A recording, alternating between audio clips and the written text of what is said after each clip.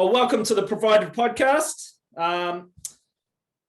Tonight, I'm very stoked to have a client of mine here with me. He's an avocado grower. He's an Ironman. He's an associate professor at University of Waikato, which I happen to go to myself. He's the author of this book, Health Yourself, and he just happens to also be the strength and conditioning coach for the best team on the planet, the All Blacks. Welcome, Dr. Nic Gill. Welcome, Gilly.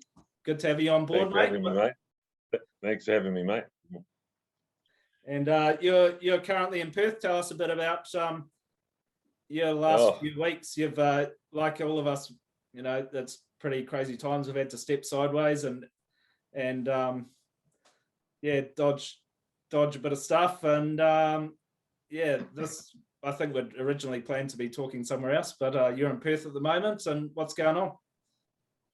You know, we left Perth, left New Zealand a week ago, sort of halfway through this most recent lockdown in New Zealand, and went away for a week, and we left lockdown in New Zealand to be quarantining now into Australia. So we're finished 1 week in a hotel in Perth, and we've got a week to go before we're allowed out. So yeah, she's interesting times, isn't it? Interesting times, mate. And we've just got to do the best we can and adapt, I guess. And so I guess the conversation I want to have with you tonight is a lot of this series has been about what Wellbeing is all about, what makes a good man. And you're surrounded by you have been in the All Blacks for a long time as a mentor and strength and conditioning coach, and surrounded by good men. And I guess that is what this conversation was all about tonight. And you also, you love fishing, and as an avocado grower, you know all about bloody good food, probably one of the best foods. If I had to put any food in my top 5 or top 10 of the avocados, they're bloody amazing. So I guess one of the first things I wanted to talk about is there's probably a fair bit of stress out there in the world at the moment. You're a man of many talents, many hats, and you deal with, I guess, a role that there must be a fair bit of stress around your role, managing, helping to manage a team like the All Blacks. How do you manage that, bro? And tell us a little bit about stress and how you can manage stress.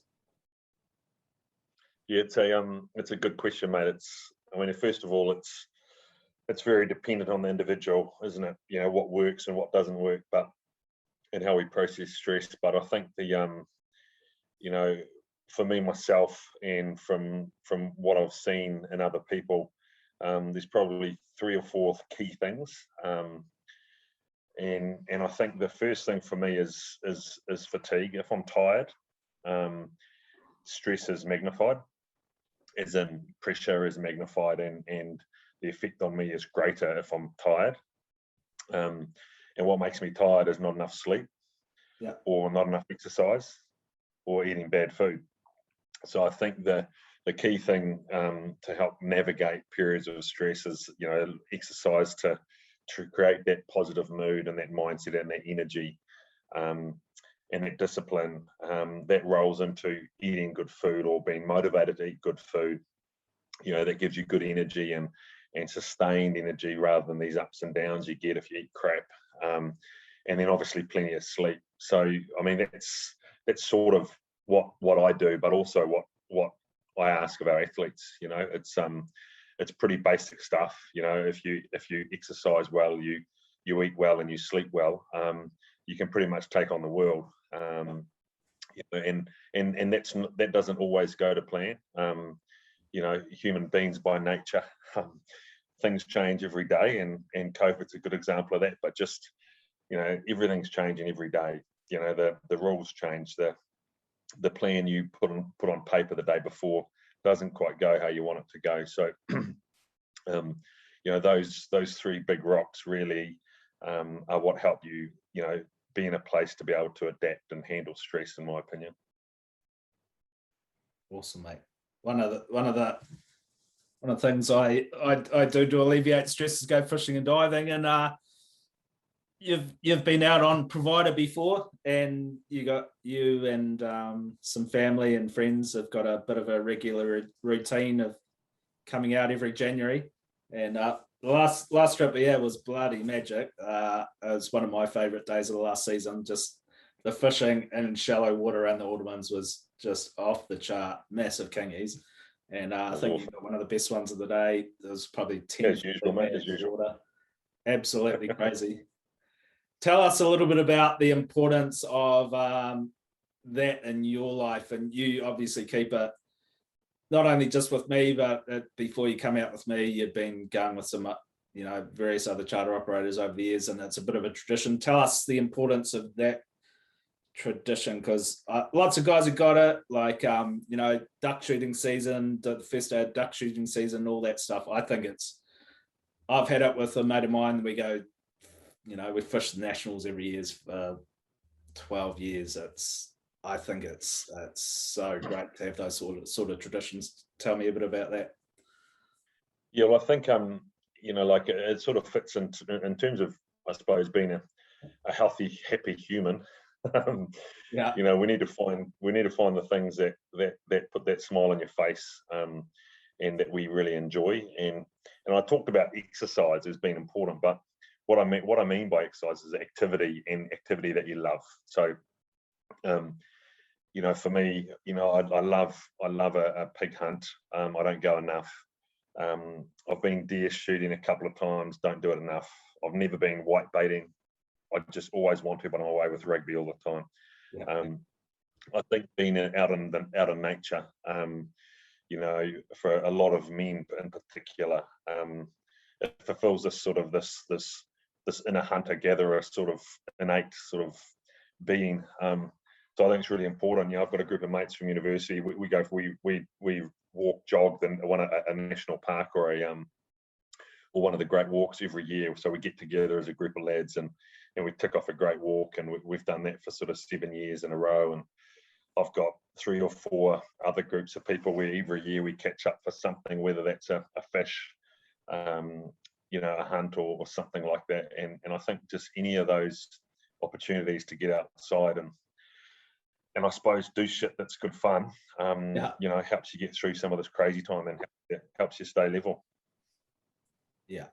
To me, you can't beat it, getting out in the outdoors and just that connection with your mates, plus bringing home some good quality kai that you cook up. What is funny, eh, mate? What did you cook up the last time you came out with the kingy and so on? Oh, I was going to say, people often ask me, what's your favourite food to eat? What's your favourite food? What's your best dish? And I'll always say anything I've caught or anything I've grown. And it's funny, nothing beats that when you've caught it yourself, or you've gone through the labour or the adventure to catch it or kill it or find it, or pick it or grow it. It's just so rewarding. It tastes so much better. Yeah. Last time out with you, mate, we have a tradition. Whatever we catch, we sort of we only keep enough to feed the group that night and take home a feed for our families for another night. And I think we even had a little bit left over last time with you, and we took plates around the neighbours. So awesome. We ate everything, but we make a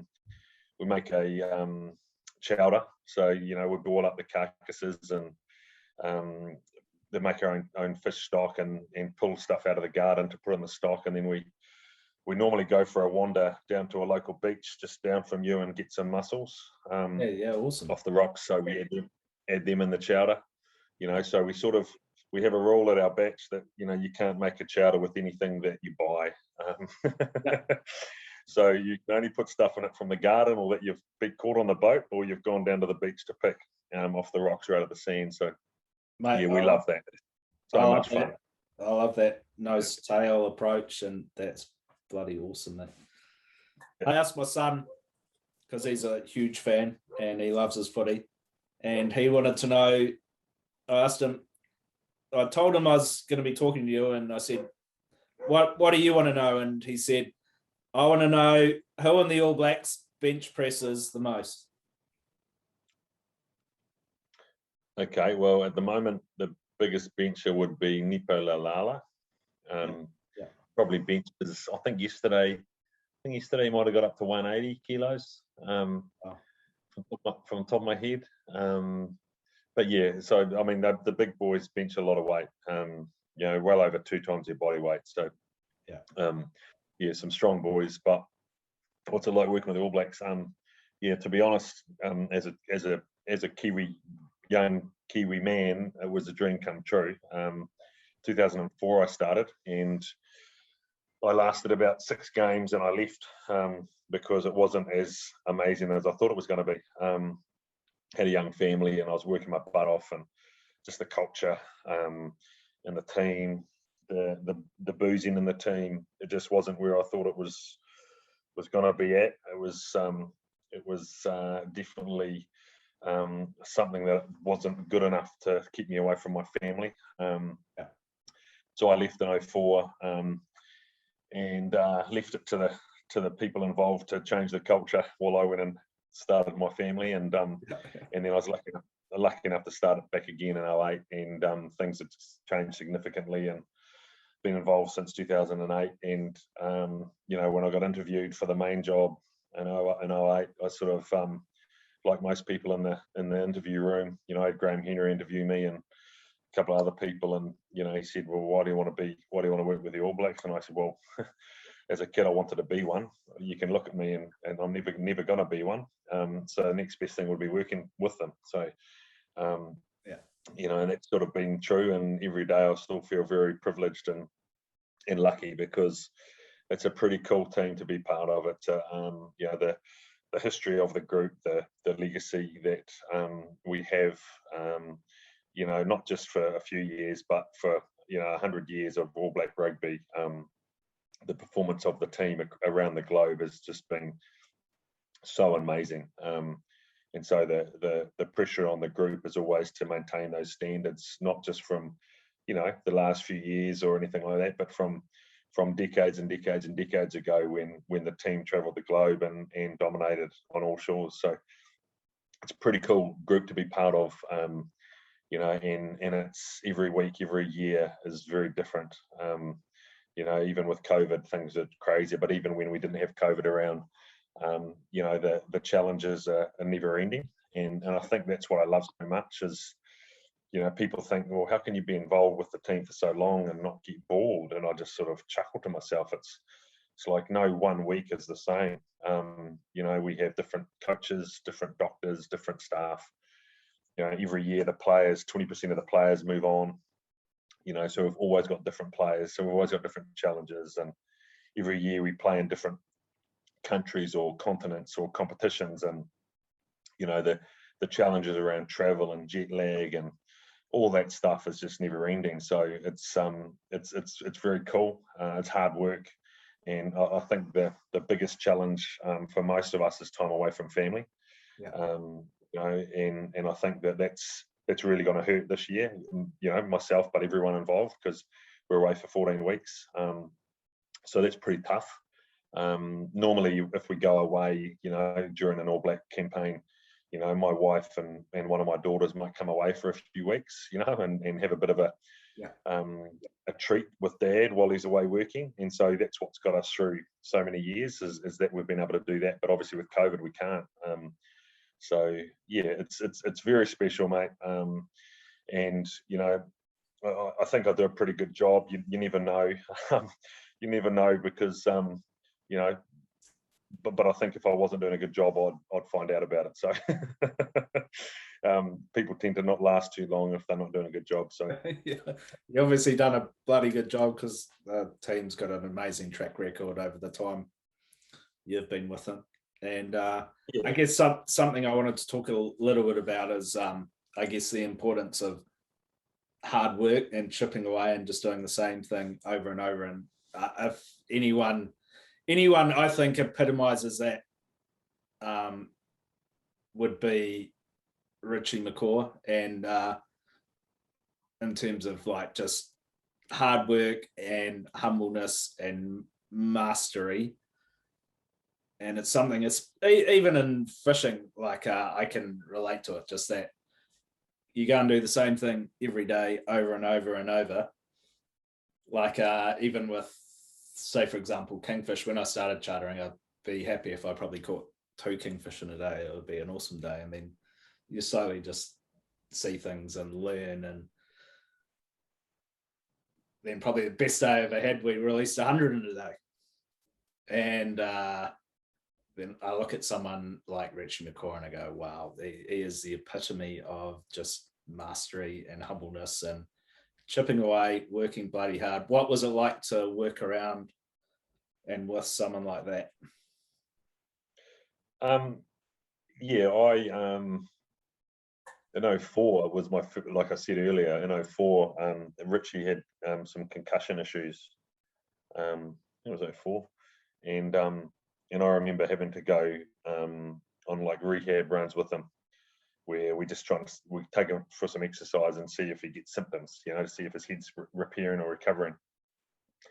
And I remember back then I was pretty fit, but we were meant to go on easy jogs, and we'd go on an easy jog and he would just destroy me. I was just like, what on earth's going on here? Man, I'm nowhere near as fit as I thought I was. And he was just cruising along.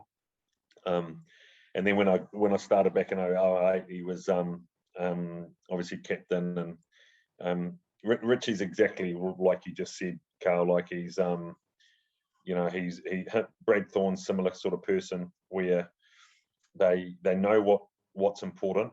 They know that, the core parts of performance, or what's going to help them perform, and they just get really good at it and do it day in, day out, and they're not looking for the next silver bullet. They just know that if I do this and I do this and I practice this and I get myself right for Saturday, then I'll get the performance week on, week out, week on, week off.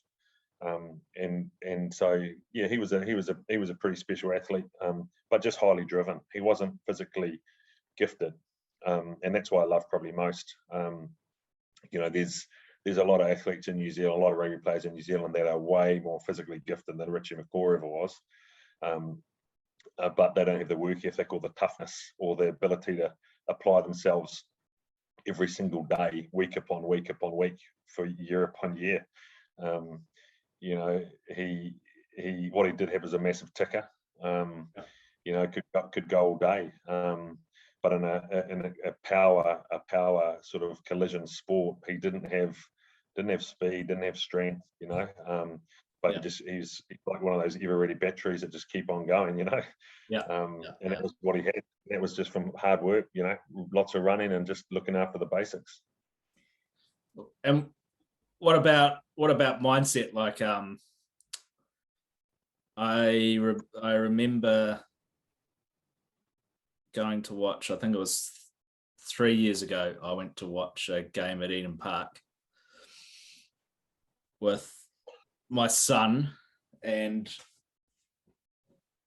pretty sure it was Blues Hurricanes, and it seemed like an ordinary match, and then Bodie Barrett came on the field, and he just had this, I was just like looking at him going, wow, he's just got this aura around him, and he was just like totally in his own little bubble, like separate to everyone else. And he's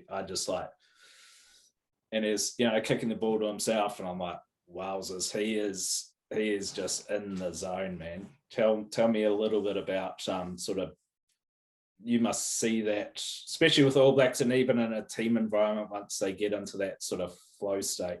Tell me a little bit about flow state.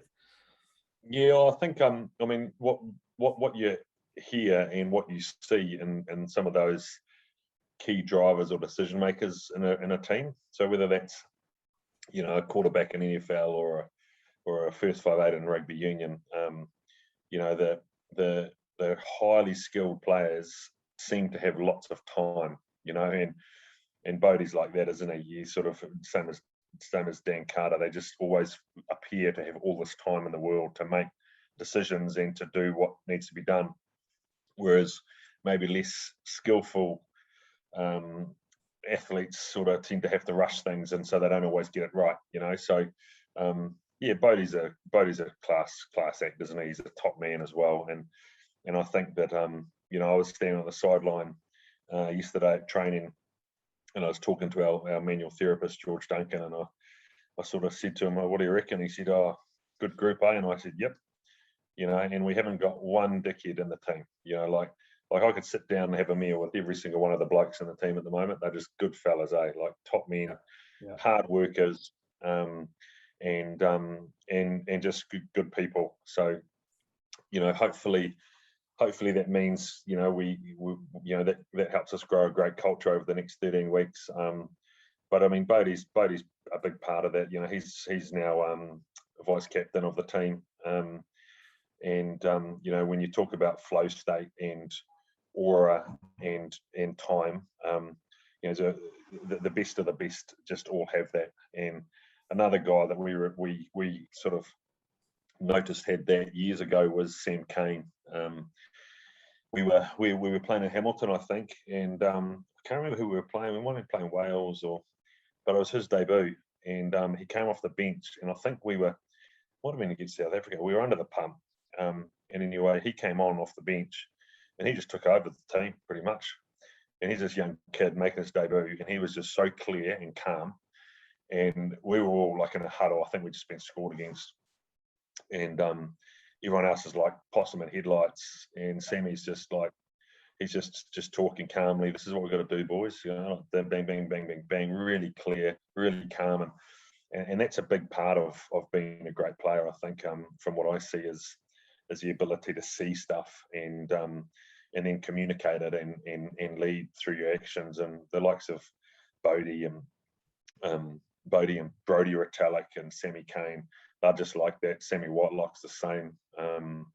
Just seem to have time and be able to think clearly, even when they're knackered, and even when there's lots of pressure. So we're lucky to have quite a few of them in the team at the moment.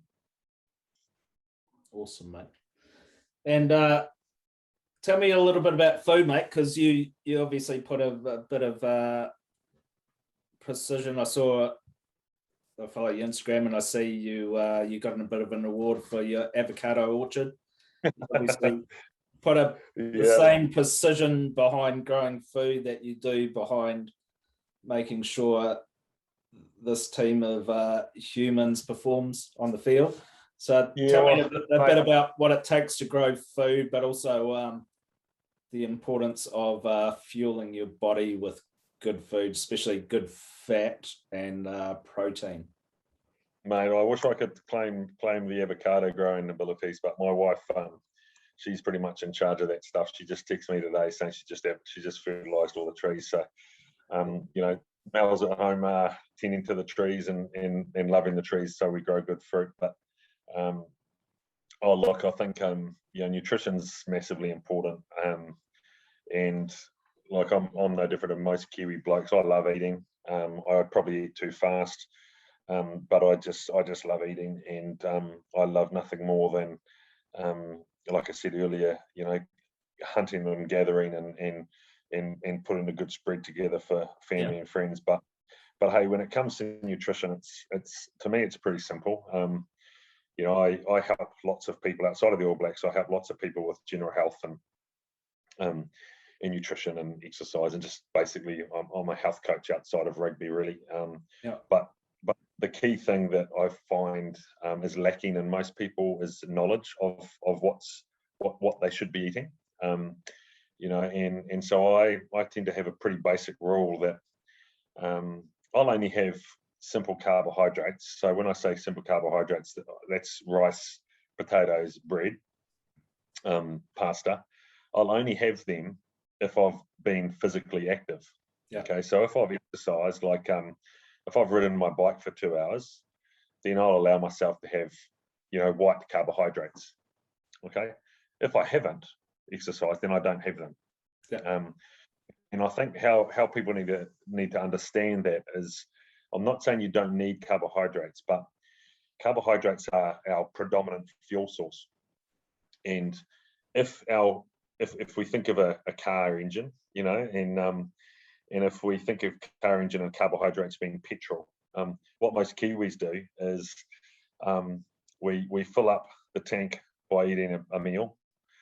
We don't do anything, and then we fill up the tank again, you know. And if we crossed it over to a car or a vehicle, you don't drive to the petrol station in your car, fill it up with gas, park it in the garage overnight, get back in the car and fill it up with gas again, do you? Because it doesn't need you. It's done nothing, right? The car's done nothing. It's sat there in the garage, hasn't used any fuel, so we don't fill it up.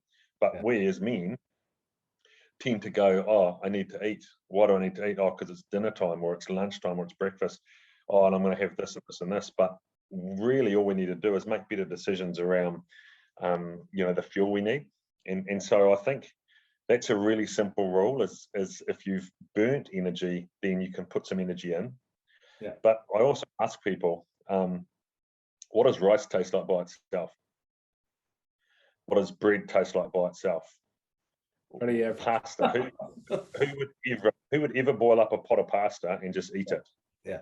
Right. Potatoes. Well, that starts to get a bit tricky because talking about hot, like fried chips or something. Now they're tasty, right? But boiled spuds by themselves aren't that tasty. Okay. And so I always challenge people. It's what makes them tasty. Why are you eating it? If you think about it, it's just filling us up. And so I reckon people need to fill themselves up with things that are full of nutrition, which is, vegetables and salads, things with color in them. Anything with color is loaded with vitamins and minerals, way healthier, and hey, has actually some taste, right? Yeah. So a big rule for me, again, is your plate should be colorful. So if your plate's colorful, that's one big box ticked. If it's low in white, dull crap, that's another box ticked. And then we talk about fats and proteins, and hey, that's where we talk about fish. That's where we talk about chicken. That's where we talk about shellfish or beef or anything like that. And I think that's sort of what your plate should look like. It should be a palm full of protein. So every person's palm's a different size. You have a palm full of protein. That means that you're getting the right size of protein for yourself, and then the rest of the plate should be colourful. And where the fats come from, the fats are pretty essential, because if we're saying we don't need to fill up on white crappy carbohydrates, then the fats are where our energy comes from, and fats are still really important. So things have changed a little bit in the last 20, 30 years. We got told to stay away from beef, and then we got told to stay away from fats, and then we got told to stay away from carbs. Now we're getting told to eat more fats, and now we're saying meat's bad. It changes every 5 or 6 years. There's a different trend, and I think if you look through the literature, what's really clear is that regardless of this trend that exists, what's really, really clear is that where we get unhealthy is when we eat more than we burn, which is the fuel in versus fuel out, and we don't have enough colourful food, and that's as simple as it needs to be. So if you've got real food on your plate and it's colourful, it doesn't matter. It doesn't matter whether it's half protein, half fat. It's really about just avoiding excess calories and getting lots of nutrition in. When I mean nutrition, I mean nutrients. Good stuff that keeps you healthy. So really, you can't go wrong with eating wild food and anything out of the garden. You probably can't go too wrong with that, can you? Mate, that is how we should all be living, mate. We should all be going for a hunt and getting a pig. Yeah. Putting it in the freezer, going for a fish and catching some fish, like catching lots of seafood. Yeah. And we should be growing stuff. Absolutely. 100%. And if you did that, then you're avoiding all the other white crap. Yeah. Because you're not going to grow heaps of spuds, are you? You're not going to make pasta. You're not going to make bread. And I'm not saying you don't eat that stuff. I'm just saying you don't need it all the time. Yeah. So there's nothing. I love a piece of toast with peanut butter on it. I love warm, fresh bread with butter and Vegemite. I'm not saying you don't have it. I'm just saying what most of us do is we have it all the time. Yeah. And we're not burning it. So yeah, go hunting, go gathering, grow your own stuff. Happy days. And probably don't get too hung up on it as well. Like even at the moment, like I do revert to like a paleo or keto diet as much as I can, but at the moment we're in lockdown and kids are all at home homeschooling, and there's a fair bit of baking going on and scones and cinnamon rolls. Hey, Carl, you're on the money, mate. Like I think the key thing is you don't get hung up on it at all. You can't. It's like sometimes you just feel like it, right? And sometimes you feel like the other night I ordered Uber Eats because we're allowed to order food into the hotel. Yeah. And I randomly felt like a burger and chips, and I just went, I went hard. I got an amazing burger and chips. It was awesome. Yeah. No problem at all. When I was at home in lockdown before we came over here, I made my own ciabatta bread. Wow, like amazing. You don't get hung up on it. It's okay. It's really about day in, day out over 52 weeks a year that you're eating well more often than you're eating badly. And if you just treat it like that, every meal every day is different. And so some days I'll have crappy food all day. That's okay, because I'll just eat well the next day. Some days you have a bad lunch because, hey, the kids are having toasted sandwiches, so I'll have toasted sandwiches with them. That's okay. Just have a salad for dinner. Like you don't get hung up on it at all. You just know what you should do, and then you have the ability to get back on track when you need to. Yeah.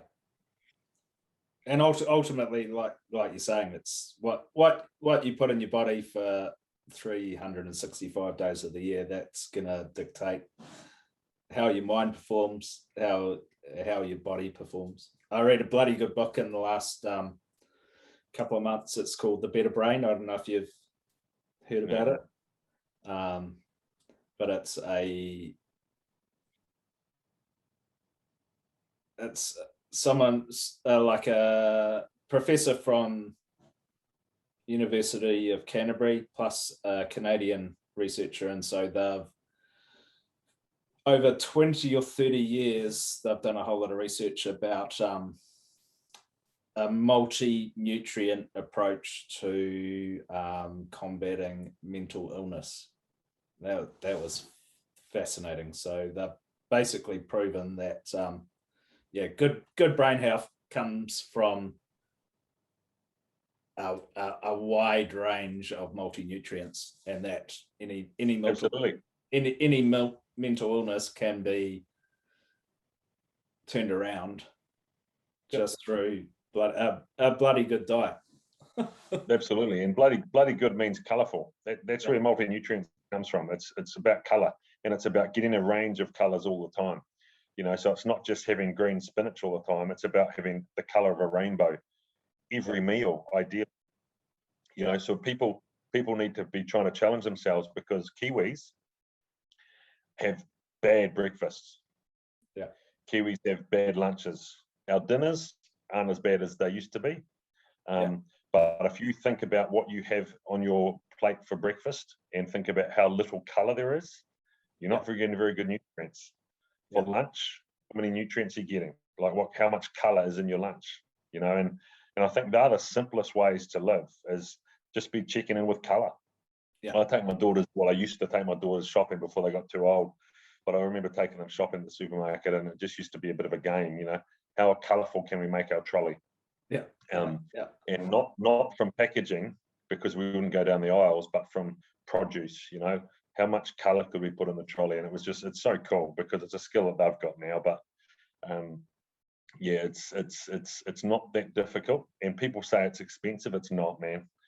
It's not. You just buy what's in season, or grow stuff. Yes, avocados in the middle of winter are $10 each, but they're not in season, and they're shit anyway when they're not in season. So buy them when they're in season. It's pretty simple supply demand stuff. So there's no excuse. One of the I think with fish as well, I think one of the important things is with any dish is putting as much plant as many plants in with it as well. Like one of the things I do. Like one of the things that a lot of fishermen will do is fish pie, and the typical way to do that is make up a white sauce, which is typically flour, milk. So yeah, flour and really shit dairy like milk. One of the things I do instead is get a whole cauliflower, roast it, puree it, and put a little bit of cream in, some butter, so some really good dairy, and that's my white sauce. Then, wow, I wouldn't. You're gonna have to show me that, mate, when I come fishing. That sounds amazing. Yeah, and then I'll start in the fry pan with some onion, some leek, some spring onion, some turmeric, all sorts of herbs out of the garden. So again, just heaps of different minerals and vitamins. Flake in my fish, put some capers in, and then add in that whole cauliflower.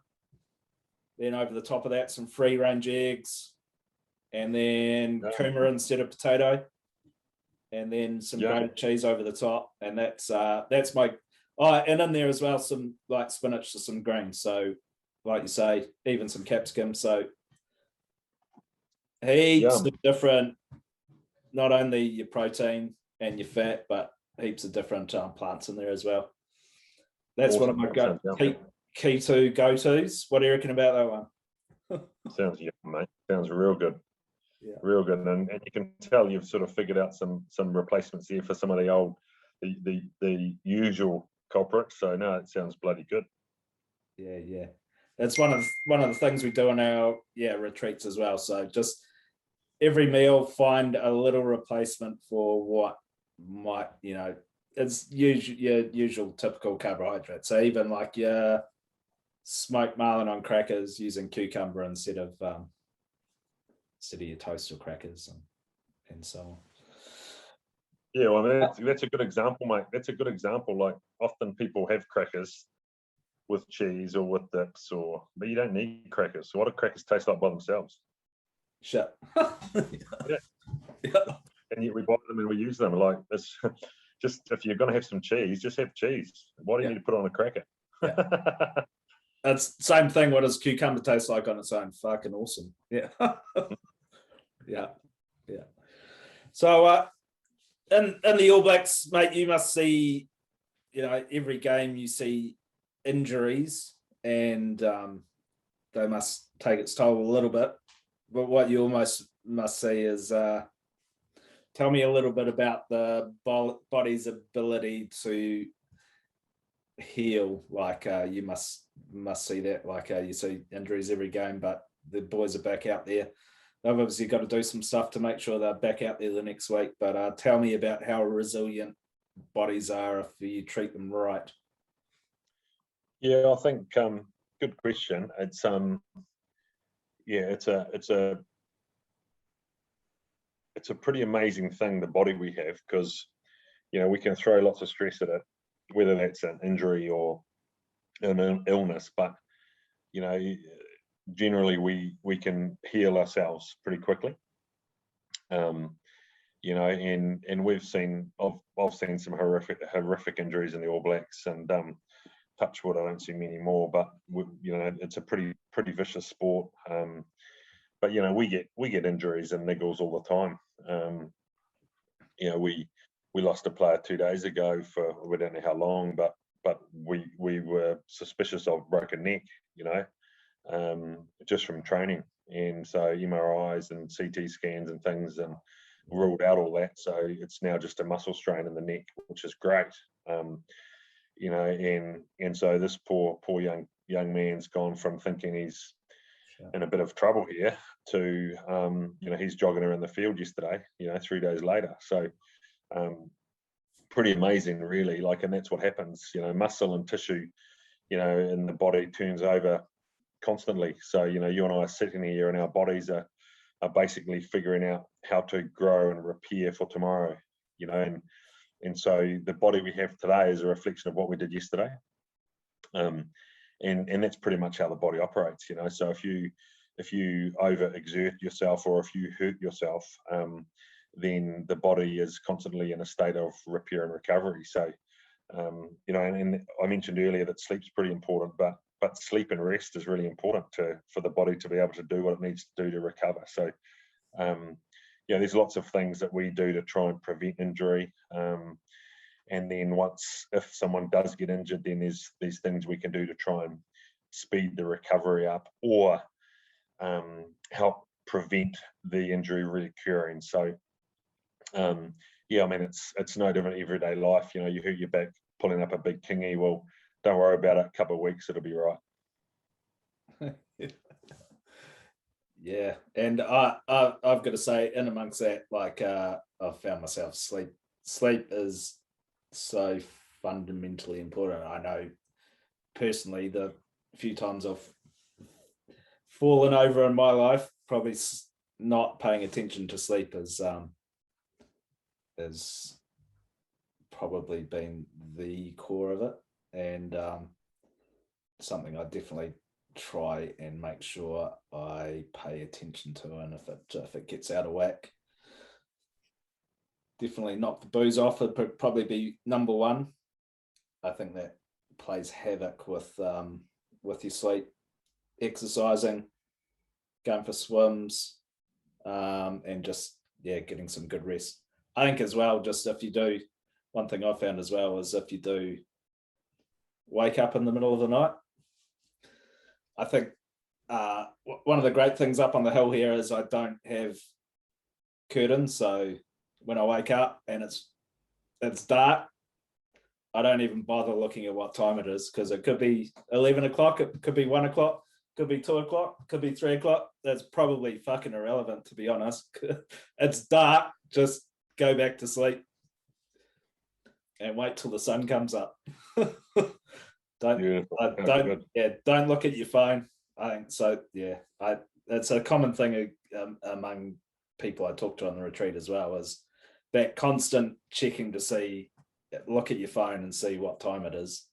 It's you know, you can't do that. Like I think any exposure to a little bit of light's bad. You know, like I tend to if I wake up and need to go to the toilet, I don't turn any lights on. I use my watch for light if I need light. Don't look at my phone. That's the worst thing to do. So no, I totally agree. Yeah. And I like not setting my alarm with work. I set my alarm to get up a certain time of the morning to get some exercise in before I start. But if I've got a day off like today, I just turn the alarm off and try and sleep until I'm ready to wake up, you know. And my mate Jar always says to me, he wakes up early without an alarm. And I always ask him, you know, why are you up at 6 a.m.? Like, he said, because I'm finished. Yeah. And I'm like, what do you mean you're finished? Well, I'm finished sleeping. That's why I'm awake, you know. Yeah. So I think just being able to wake up naturally is also pretty cool. Yeah, I always think back to, like, when I was on the water all the time, I'd naturally wake up at 4:59 every day, just before my alarm. Yeah, it's got uncanny ability just to get into that zone of waking up when you need to wake up. Yeah.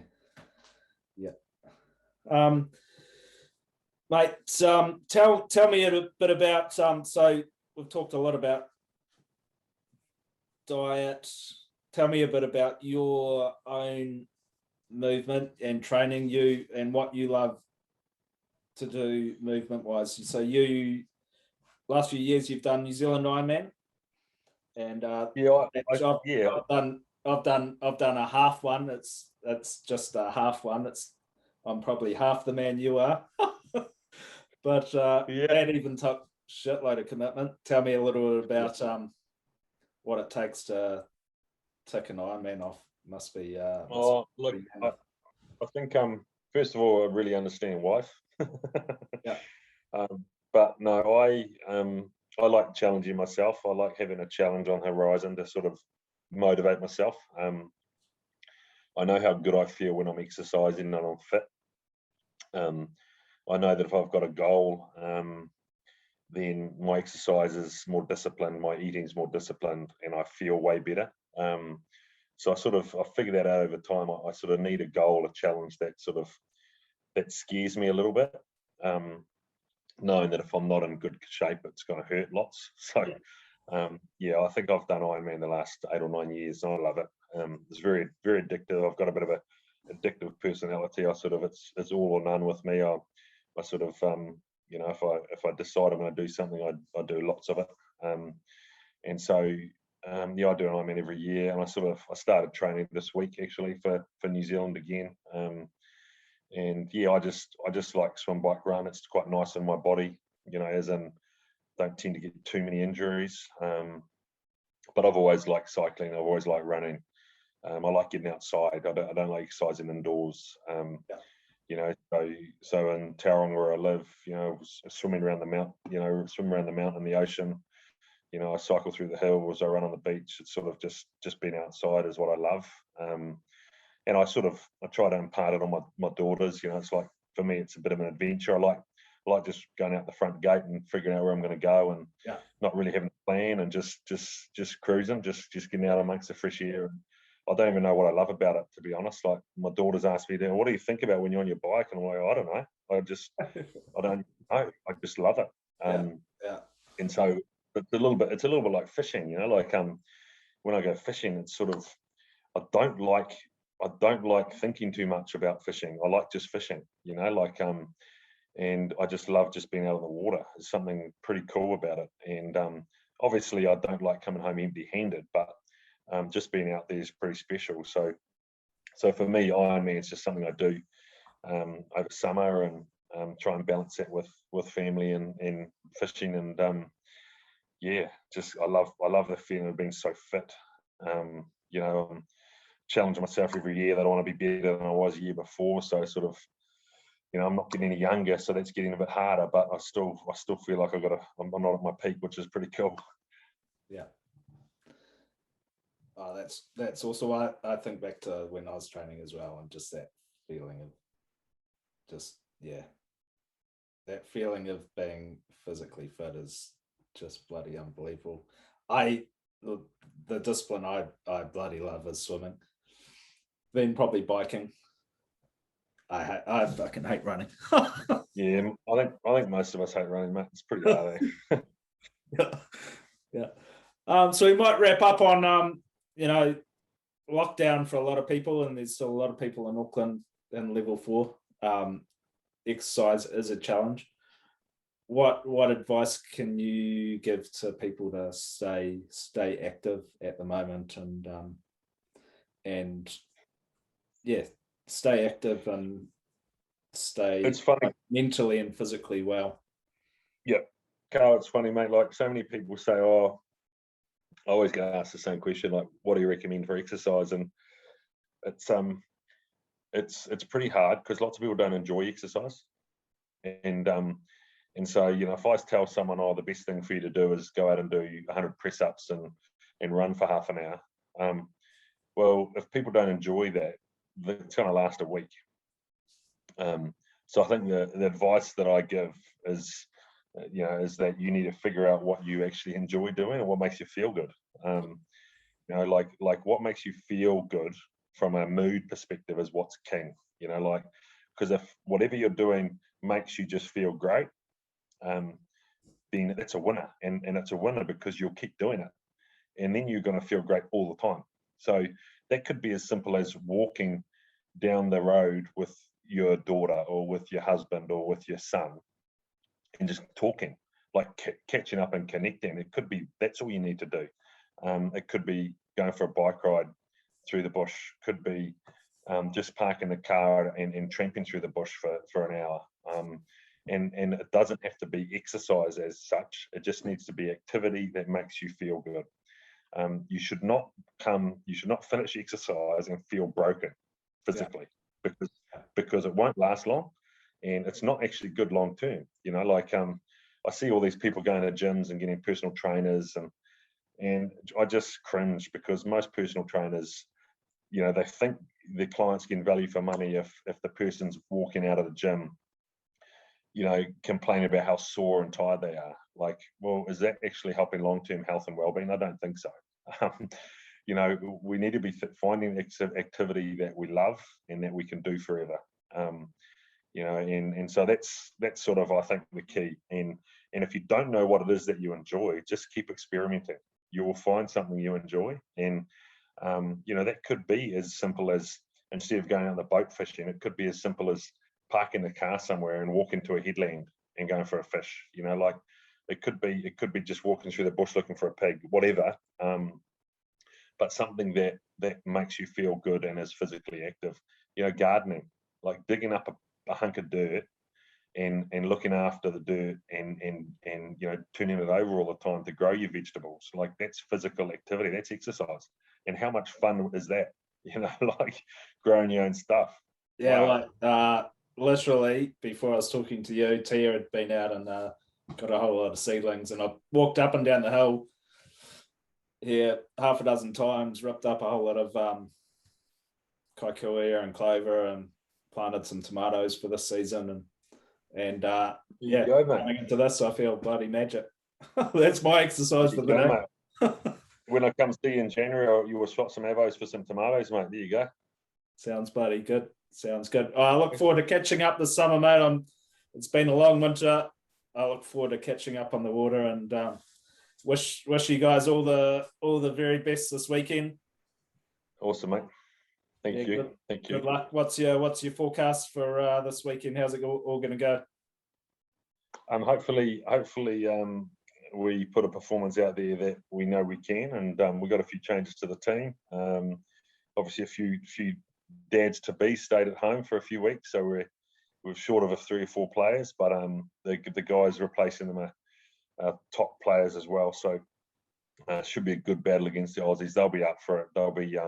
Last time we played them here, they thrashed us. We played with 14 men for about 60 minutes, and they beat us pretty well. So that's pretty fresh in everyone's mind, the thrashing we got last time we were here. So hopefully the boys can front up and do the damage and roll on into the Argentinians.